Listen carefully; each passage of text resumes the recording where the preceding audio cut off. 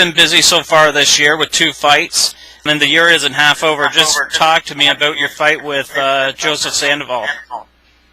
That was my first fight in the UFC. Well, it was pretty awesome. I mean, it was a very short fight. There's not much to it. I mean, my game plan was to start off aggressive, and which I did, and I caught him early, and it led to a quick finish. So, I mean, I'm pretty happy with it, I must say. Okay, and moving on from there, your fight with Roland. What happened in this scrap? That was a good fight too. You know, I was really happy with it. I lost, but that's okay. I mean, I was still really happy with it. I felt like for basically almost the entire fight, I dominated stand up and kept rocking him with punches and knees, and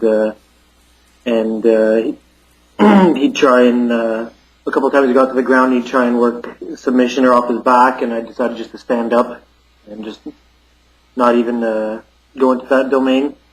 And then eventually, at one point, we broke apart, and when we approached each other, he threw a nice left hook that hit me right in the eye, and ended up shattering my orbital bone, which I'm still recovering from now. And my vision got messed up, and I was just trying to get close to him so I could clinch him, because I had my I was seeing double, I was seeing 2 of him, so it was hard for me to strike with that. And then on my way trying to get in, he landed a couple punches, and I guess kind of not rocked me, but I guess kind of rocked me, and then ended up getting a takedown and getting my back and choking me out with like a second left. How did the change in opponents affect you for this fight? No, not at all. I mean, he was a similar opponent to the opponent I was supposed to face before, except instead of having a wrestling background, he had a judo background. Not really. I mean, Roland, I like Roland. I met him. I hung out with him before. He's a nice guy. That was the first time I ever fought someone that I know and I like, but that wasn't a problem. We're both professionals, and we put that aside or whatever. But no, it didn't affect me at all. Are you interested in getting on one of these Canadian cards this fall?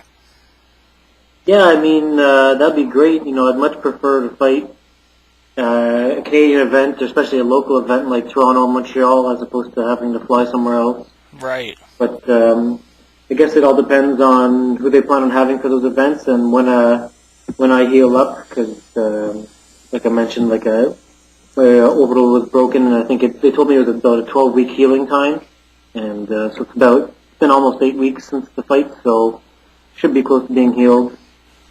Who's your favorite fighter to watch? Favorite fighter to watch?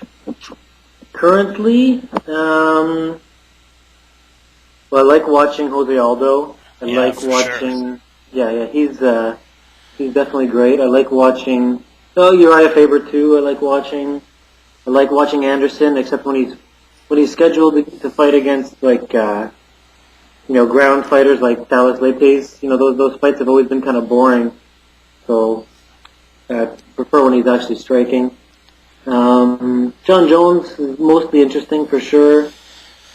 I mean, but I also like guys like Korean Zombie. I met him back in Japan when we were both fighting in Sengoku, and so I've liked him since then. And he's always the guy that brings the fight 100%.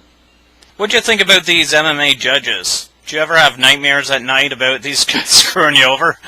Well, luckily for me, I've never had to know, because none of my fights have gone to decision.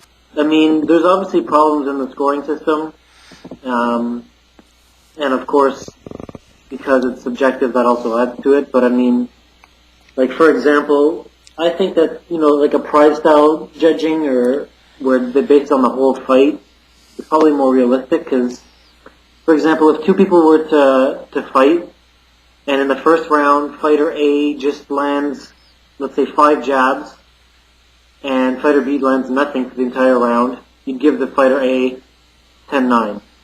And let's say round 2 is a similar thing, 10-9. So then the fighter A would be winning 2 rounds to 1, 10-9, 10-9.